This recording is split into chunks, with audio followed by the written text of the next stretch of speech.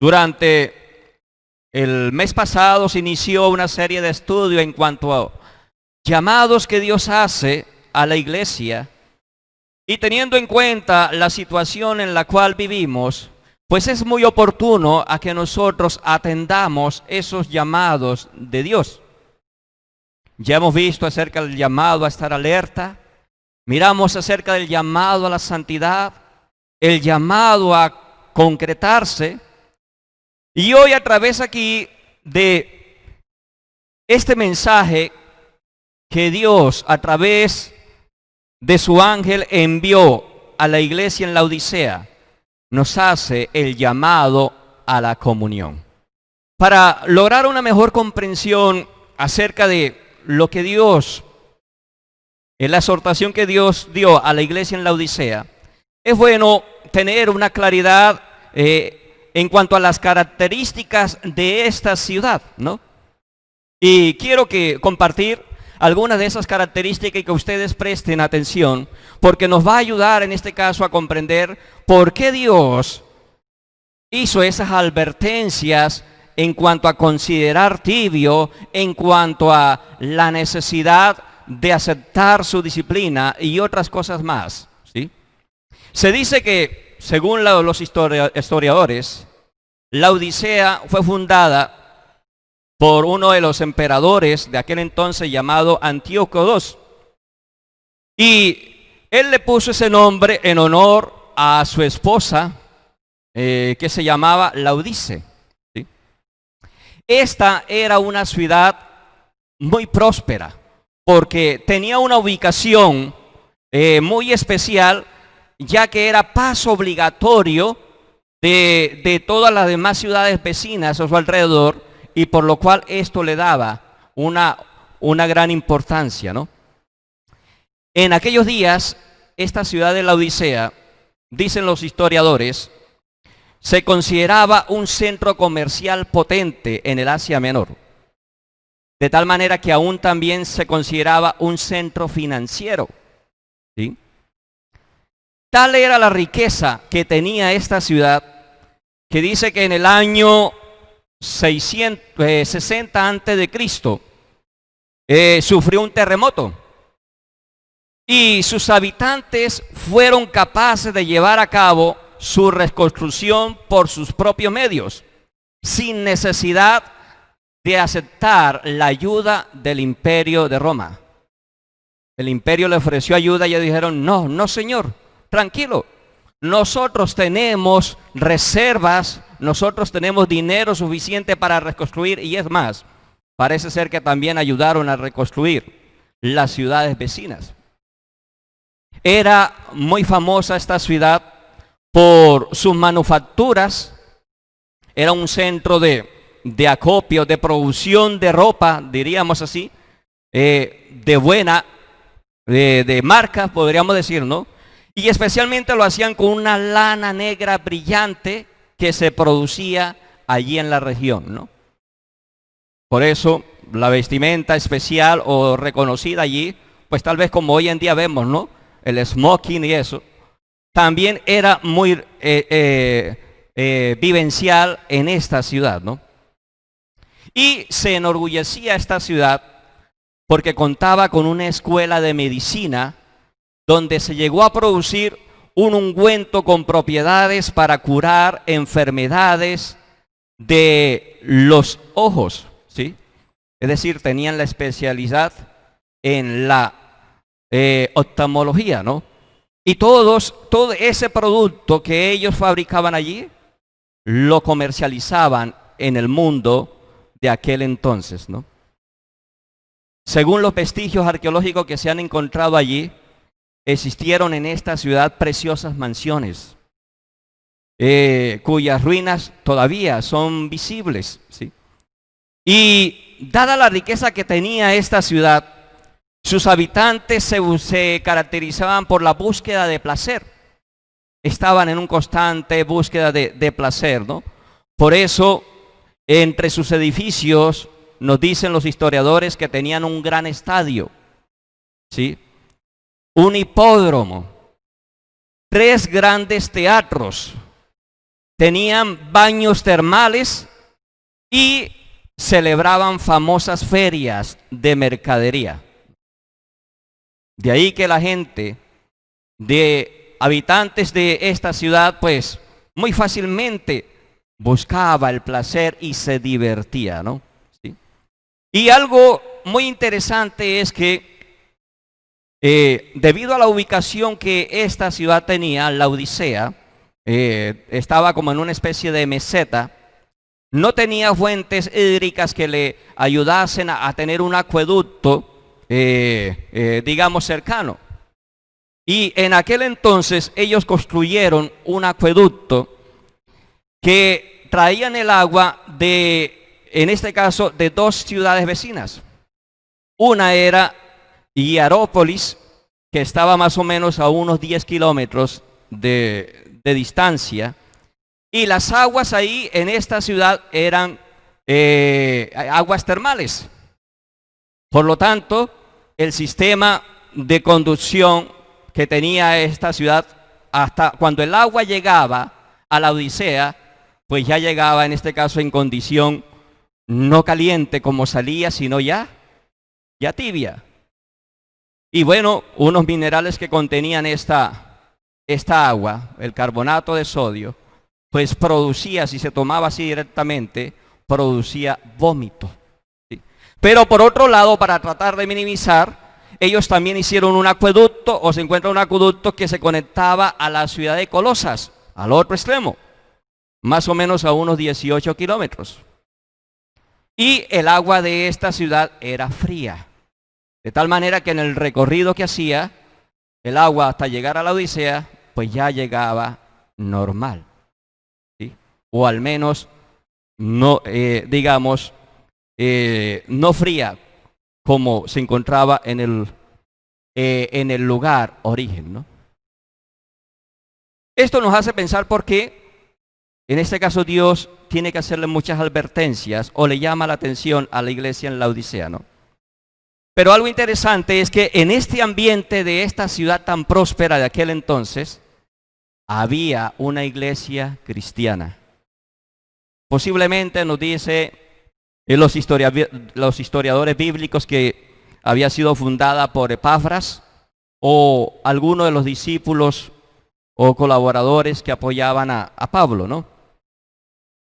Pero esta iglesia, si nosotros la comparamos con las otras iglesias a las cuales Dios le escribe la carta, fue la única iglesia la cual no tuvo nada que alabarle, reconocerle nada bueno. Y más bien es la que recibió la advertencia o la amonestación más dura, porque tenía un problema, y el problema era el orgullo, el problema era la autosuficiencia y complacencia que tenían los creyentes en la Odisea. Y este problema le llevó a la iglesia en la Odisea a alejarse de Dios, a hacer a un lado, en este caso, al mismo Cristo en quien ellos habían creído. De allí que Dios tiene que llamar la atención y decirle: ustedes necesitan volver a tener la comunión conmigo. ¿Qué les hace pensar acerca de estas características de la iglesia en la Odisea? O hablando en sí de la ciudad. Hoy en día, nosotros también con la modernidad que tenemos, ¿no? La tecnología, la facilidad para hacer las cosas, infinidad de maneras en las cuales el mundo le ofrece a usted y a mí diversión, placer, ha hecho de que aún los creyentes se alejen de Dios. En estos postreros tiempos, Dios aún nos llama a los que creen el Evangelio a que mantengamos una relación cercana y personal con Él. Y es por eso que hoy podemos decir que Dios desea tener comunión íntima con el creyente. Y esto porque necesitamos evaluar nuestra vida y mirar cuál es la calidad de nuestra relación con el Señor, ¿no? De allí que el llamado es a la comunión. Y ese llamado está basado en 3 puntos específicos que el Señor hace aquí a la iglesia en Laodicea. Y el primero de ellos es que la comunión exige reconocimiento. Mire cómo dice el verso 14. Y escribe el ángel de la iglesia en Laodicea: he aquí el amén, el testigo fiel y verdadero, el principio de la creación de Dios, dice esto. Lo primero que necesitamos nosotros hacer para evaluar nuestra comunión con el Señor, cómo está, es reconocer de que Cristo es Dios. Reconocer a Cristo como Dios. Esos títulos, porque son títulos que aparecen allí cuando dice: he aquí el amén, he aquí el testigo fiel y verdadero, indica que Jesús es la verdad, que Jesús es fiel. Y lo que estaba diciéndole Jesús a la iglesia en Laodicea y a nosotros es: los que le voy a decir aquí en este momento es la verdad, porque yo soy la verdad y yo hablo la verdad. Y yo soy fiel en lo que cumplo, porque también le hace unas advertencias.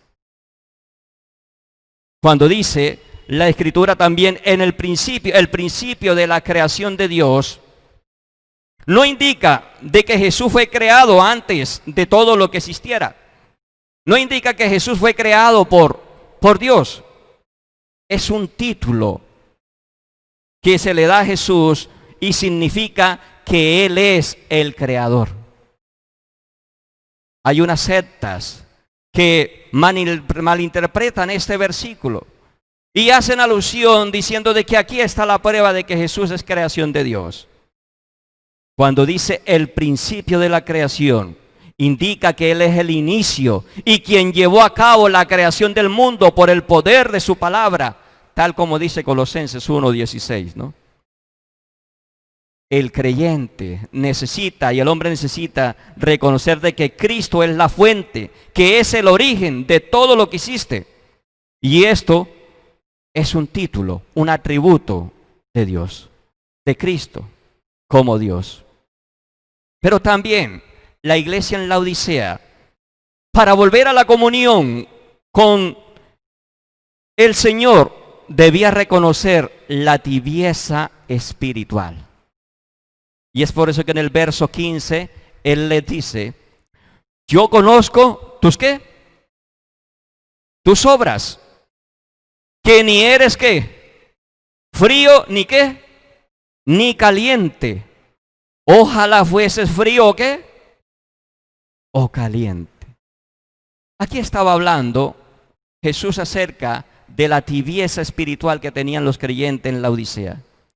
Yo conozco tus obras, que ni eres frío ni caliente. Es decir, que para el Señor no hay nada oculto acerca de usted y de mí en sus acciones. Él la sabe, ¿sí? Él la sabe. Y aún el estado espiritual, verdadero estado espiritual de las personas, Él lo conoce. Y es triste que le dice a la iglesia en Laodicea que no eran ni fríos ni calientes. ¿Recuerdan la manera en que funcionaba el acueducto? Pues Jesús, Dios, usando esa situación en la cual el agua les llegaba en esas condiciones, le dice: ustedes ni son fríos como el agua que llega de Colosas, ni son calientes como el agua que le llega del otro extremo. ¿Qué quería decirles el Señor? Cuando le decía que ni era frío ni caliente, es que ni amaban ni odiaban. No se apasionaban por nada, ni por lo bueno ni por lo malo.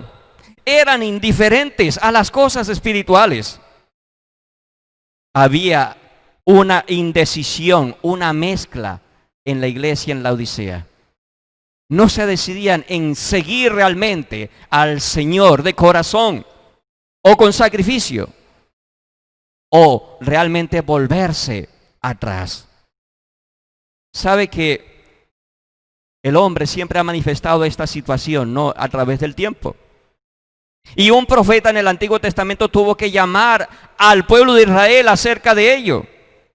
Elías tuvo que desafiar a Israel cuando se enfrentó a los profetas de Baal. Y él les dijo: ¿hasta cuándo vacilaréis entre dos opiniones? Si el Señor es Dios, seguidle, y si Baal, seguidle a él. Y ante esta confrontación, dice la Escritura en 1 Reyes 18:21, de que el pueblo de Israel no le respondió nada. Pensemos en lo que significa o lo que representaba en que la iglesia en la Odisea era tibia. Sabemos que beber agua tibia no es agradable, ¿cierto?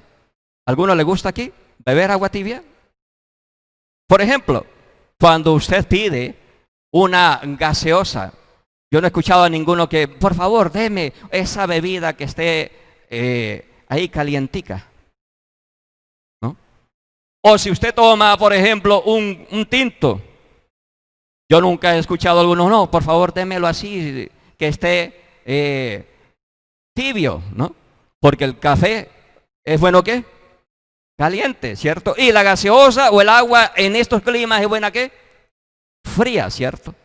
No tibia, porque nos produce, en este caso no es agradable al gusto, ¿no? Pues el Señor le dice eso a la iglesia en la Odisea.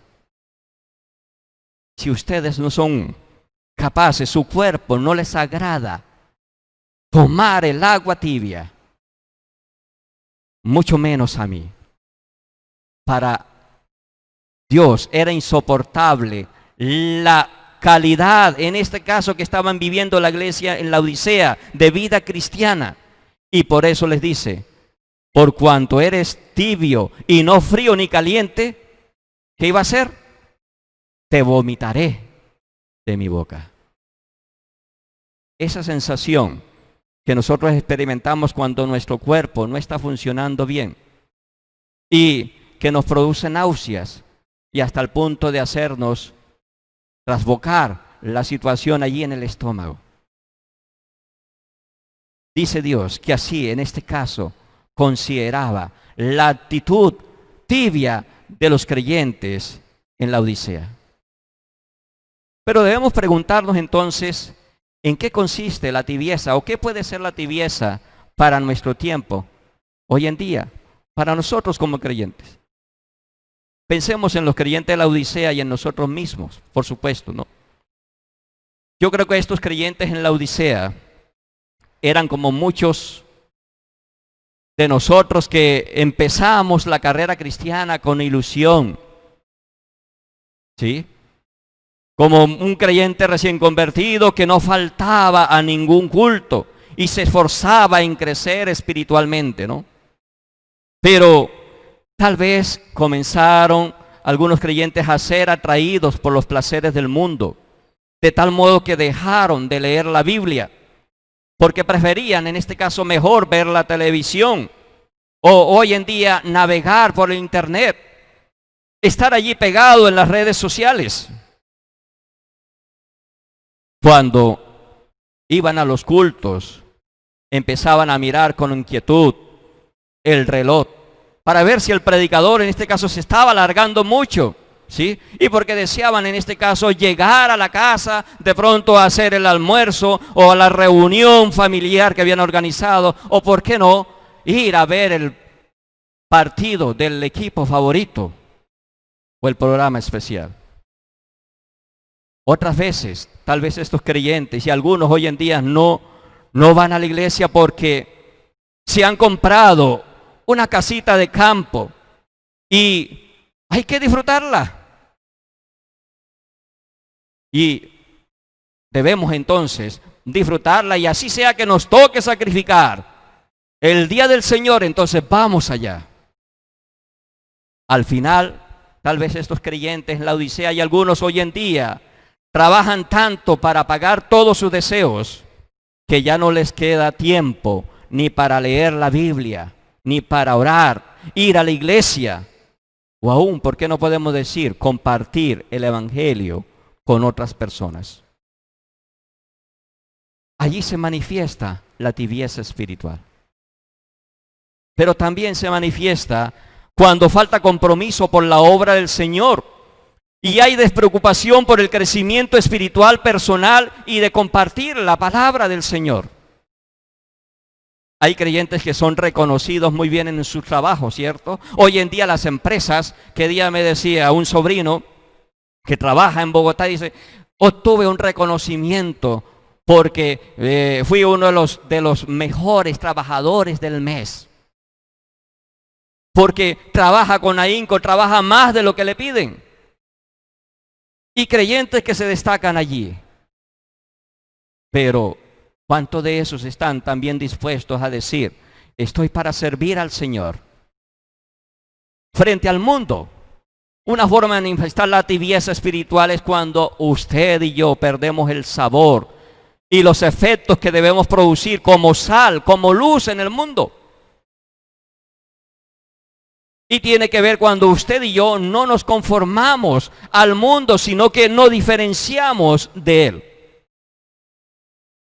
Aún la tibieza espiritual implica la indiferencia por las cuestiones espirituales. El creyente no se preocupa por la enseñanza bíblica. No le importa si hay errores doctrinales en lo que escucha. Y tampoco se preocupa por combatir la herejía. Hay tolerancia, hay relativismo, lo que hoy en día nos enseña el mundo.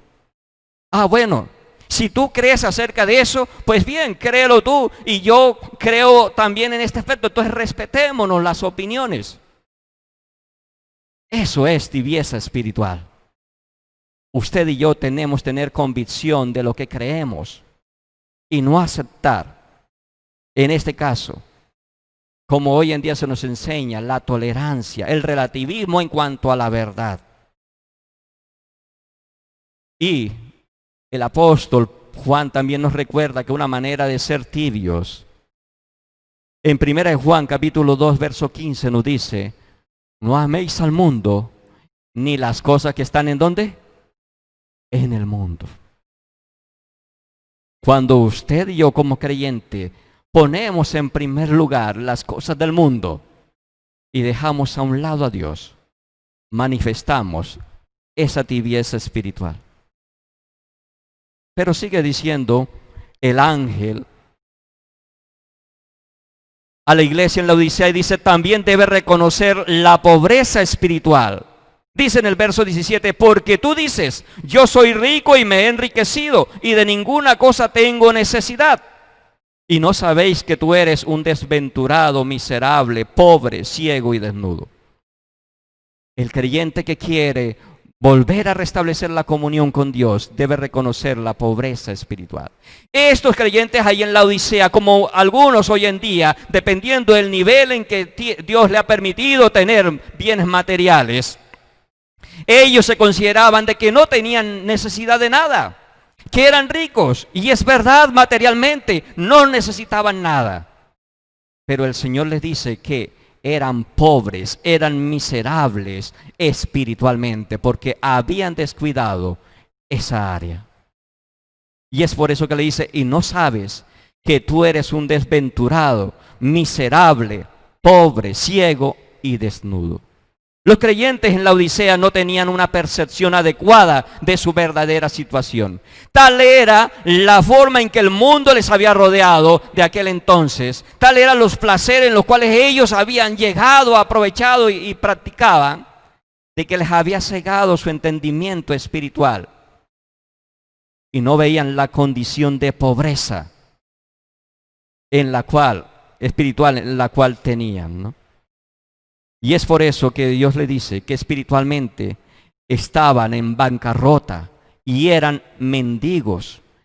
Eran incapaces de ver su propia condición, a pesar de que tenían allí en esa ciudad el ungüento que curaba las enfermedades de los ojos. Eran ciegos. Podemos decir que tenían dinero, pero estaban alejados del Señor. Lo primero que debemos hacer para volver a restablecer la comunión con el Señor es reconocer el pecado en el comienzo es el comienzo a la relación con Dios. Y sabe, estimado amigo, de pronto me escuchas o estás allí viéndonos. Dios también te dice a ti de que tú necesitas reconocer tu naturaleza pecaminosa. Porque no solamente nosotros los que estamos aquí y a la iglesia en la Odisea en la cual Dios dirigía estas palabras, sino también dice la Biblia que todo hombre es pecador por cuanto han pecado y están separados de la gloria de Dios. El hombre sin Cristo necesita reconocer de que está alejado de Dios porque el pecado está en su vida y es lo que le ha separado de la presencia de la comunión con Dios. En segundo lugar, el Señor le hace el llamado a la comunión, a la iglesia en la Odisea y a nosotros, exigiéndole en este caso arrepentimiento. Y el verso 19 termina allí diciendo: yo reprendo y castigo a todos los que amo, sé pues celoso y ¿qué? Y arrepiéntete. Aquí está el llamado, en este caso, al arrepentimiento. Arrepentirse en primer lugar de la arrogancia. ¿Recuerdan que ellos decían: yo soy rico, no tengo nada, no tengo necesidad de nada? Expresaban su orgullo y satisfacción por lo que habían supuestamente ganado por sus propios esfuerzos.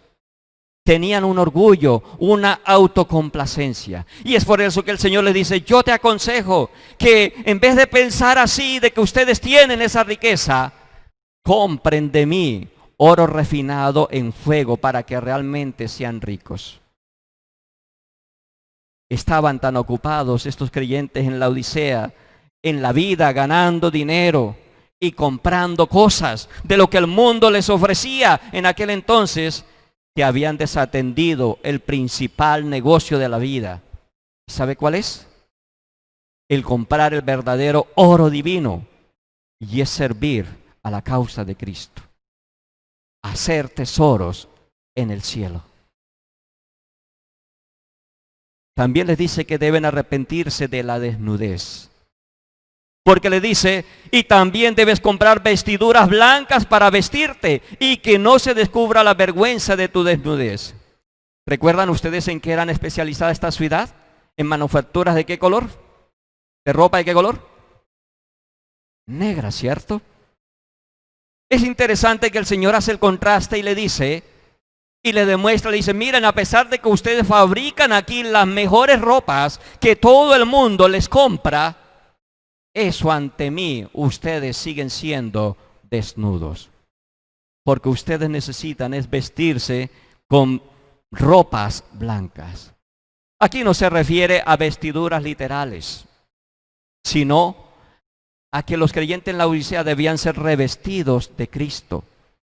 Debían despojarse del viejo hombre, como dice el apóstol Pablo, y debían vestirse con el nuevo hombre, es decir, con el carácter de Cristo. ¿De qué le sirve a una persona estar bien vestida, con una ropa elegante, con una ropa de marca, si interiormente es amargada, es desobediente, es rebelde, está alejada de Dios? Por eso le dice Dios, para que puedas cubrir realmente tu desnudez, que te debe producir vergüenza. Pero también le dice que debían arrepentirse de la ceguera espiritual que tenían. Y es la expresión cuando Él les dice: y unge tus ojos con colirio para que veas. Es una analogía, porque Dios sabía que a través de ese componente que ellos mismos hacían, ese ungüento, no iba en este caso a ayudarles a ver la situación, sino les estaba diciendo: permítanme que permitan que el Espíritu Santo, a través del obrar en ustedes, el redarguir su mente, su corazón, les abra la visión y vean la condición espiritual en la cual están. Es lo que el hombre sin Cristo también necesita. Es por eso que Jesús dijo: yo soy la luz de ¿qué? del mundo. Y solamente a través de Cristo Jesús, estimado amigo, es que tú también puedes ver tu condición espiritual. De allí la necesidad de llegar a creer en Cristo Jesús. Porque mientras que tú no llegues al Señor, no podrás ver la condición espiritual de tu vida. Y es cuando el Señor, luego en el verso 19, también le manda arrepentirse o le ordena arrepentirse, aceptando la reprensión del Señor. Lea conmigo, hermanos, que están acá. Nuevamente el verso 19, leamos. 1, 2 y 3. Yo reprendo y castigo a todos los que amo. Sé pues celoso y ¿qué? Y arrepiéntete. Yo reprendo y castigo a todos los que amo. El Señor le hace una advertencia y le dice, esa condición en la cual ustedes están viviendo y por la cual le estoy diciendo que deben arrepentirse,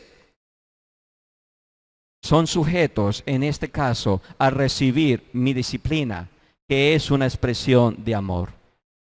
Este castigo es una manifestación del amor y la misericordia de Dios para con el creyente. La disciplina. Porque en eso consiste la disciplina. Es el fundamento, el amor. Porque la Biblia dice que la disciplina, aun la que Dios nos da a nosotros, es expresión de su amor. Y claramente Dios dice también en su palabra que el padre que rehúsa la disciplina a su hijo aborrece. Mas el que lo ama dice que desde temprano lo corrige. Dios manifiesta su amor para la iglesia en la Odisea diciéndole, ustedes son merecedores de mi disciplina y es una manifestación de mi amor. ¿Sabe, estimado amigo, que también Dios está haciéndote el llamado a ti al arrepentimiento? Así como nosotros como creyentes nos está haciendo el llamado a que reflexionemos acerca de nuestro estado espiritual. Dios dice a los no creyentes, deje el impío su camino y el hombre inicuo sus pensamientos y vuélvase a Dios. Dios también te invita a ti, estimado amigo, a que te arrepientas, a que des un cambio de vida. Que cambies el sentido de dirección en la cual vas y te vuelvas a Dios. Y dice que Él es amoroso para, en este caso, brindarte su perdón. En tercer lugar, no solamente el llamado que Dios hace a la comunión, incluye lo que es el reconocimiento de Cristo como Dios, de el arrepentimiento de nuestra condición, sino que también la comunión exige amistad con Dios. Y es por eso que en el verso 20, que tal vez muchos aquí lo saben, ¿cuántos saben el verso 20? Digámoslo a ver, a la voz de 3. He aquí, yo estoy a la puerta y llamo.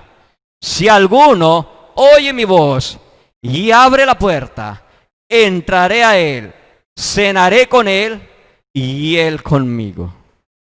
Qué maravilloso versículo, ¿no? Lo hemos usado y realmente es apropiado también para evangelizar.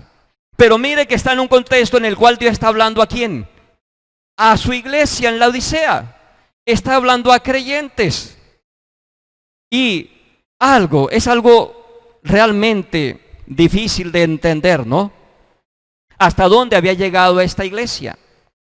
Esta iglesia que decía creer en el Señor, ¿en dónde tenía a Cristo? ¿Dentro o fuera? ¿Dónde estaba Cristo en ese momento? Cuando a usted le llegan, tocan a su puerta, a la puerta de su casa. Y bueno, tiene dos opciones, ¿cierto? Abrir, en este caso, y atender o no abrir. Hoy en día, aún pues, con las casas que tienen su cámara, automáticamente ven la persona y, no la voy a abrir. Y bueno, como dice algunos, si es alguna culebra menos, le abren, no. Detectan, no le abrimos. O de pronto si tiene el ojo ese y observa y entonces dice, sí es alguien que a usted le agrada, algún familiar, abre la puerta, ¿cierto? Es interesante que Jesús dice, miren, esta es la condición en que ustedes, creyentes la Odisea, tienen su situación espiritual, que yo estoy fuera tocando a la puerta. ¿Será que el Señor también está fuera tocando a la puerta de nuestro corazón? Y es interesante que mire que ha estado hablando Dios de una manera colectiva a la iglesia, pero aquí ya después pasa a hablar individual y le dice, si alguno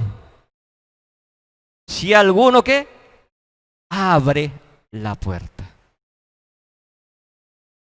Dios nos está exhortando en esta mañana, aquí a nosotros, a cada uno allá en sus hogares, que la decisión es personal. En escuchar el llamado del Señor que está allí haciendo la advertencia, está allí amonestando y decirle, sí Señor, vuelve a ser el centro de mi vida, o mantener la puerta cerrada. Y dice, si alguno oye mi voz, y luego dice, abre la puerta, entonces la parte B dice, entraré a él, cenaré con él y él conmigo. Quiere decir de que Dios, Cristo, da a aquellos que en este caso logran abrir la puerta de su corazón, aceptar nuevamente, restablecer la comunión con el Señor. Él le promete una relación familiar, una comunión maravillosa, mutua, amistosa y de plena confianza. Y hay una promesa muy maravillosa que me llamó la atención y está en el verso 21. Y es que el Señor le dice, al que venciere, es decir, aquel que realmente me escucha y se corrige y vuelve a mí y se arrepiente, le daré que se siente conmigo en mi trono, así como yo he vencido y me he sentado con mi Padre en su trono. Jesús promete que aquellos en este caso que abren la puerta, que aquellos que restablezcan la comunión con el Señor, así como Él venció el pecado. ¿Recuerdan ustedes? Iniciando el ministerio el Señor Jesús, ¿cuál fue la primera tentación que afrontó?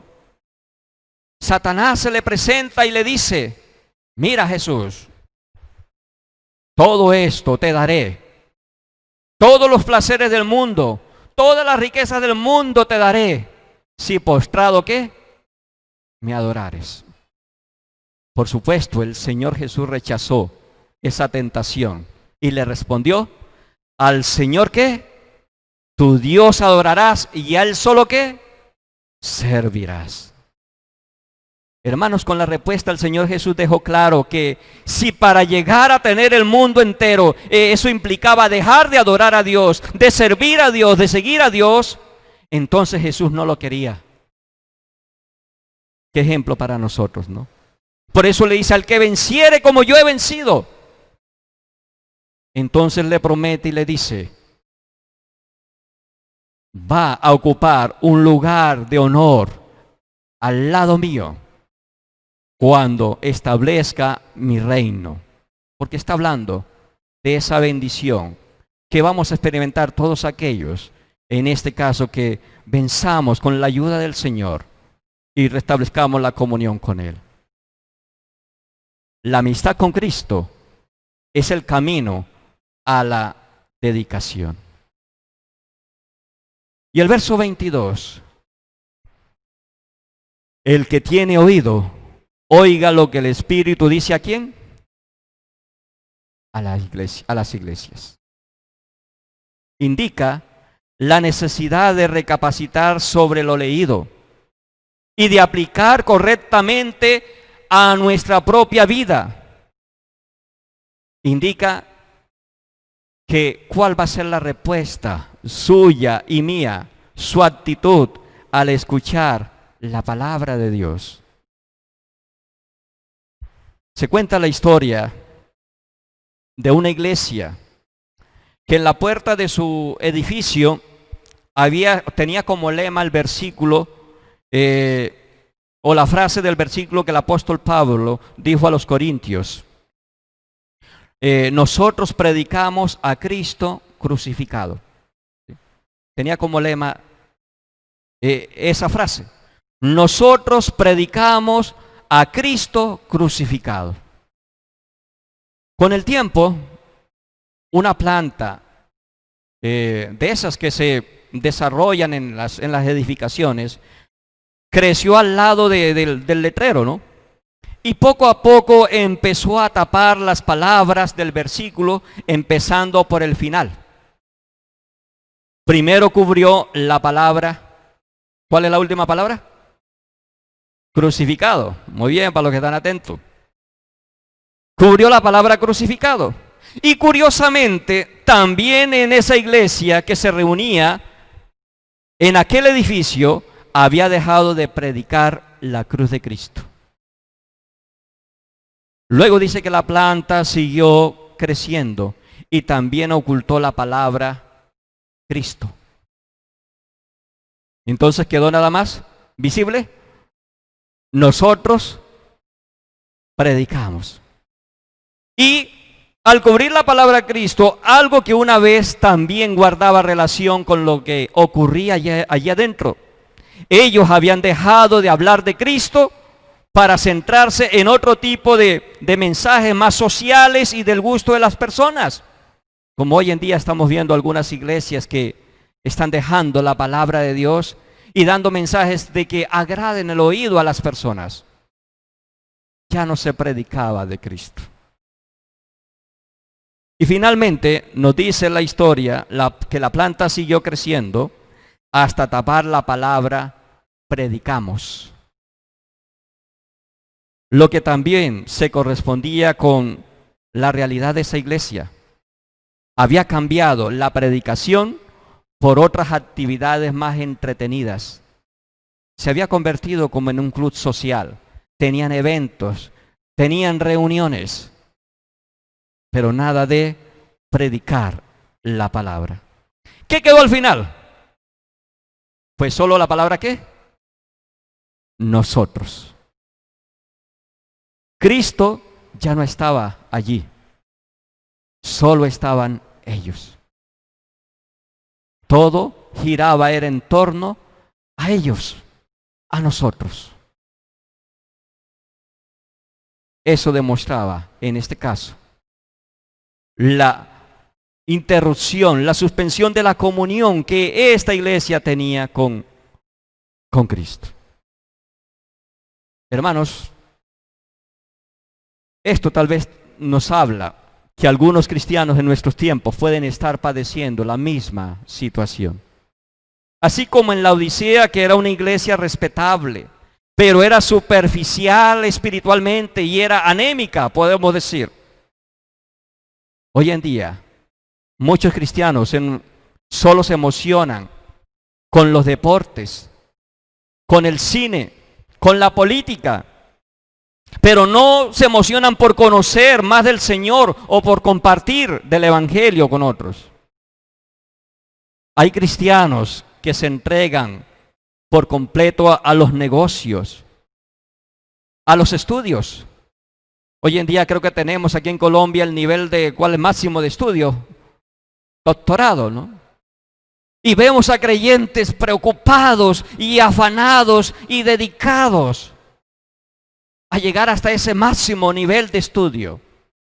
No estoy diciendo que sea malo, sino de poner en primer lugar eso, como vemos acá.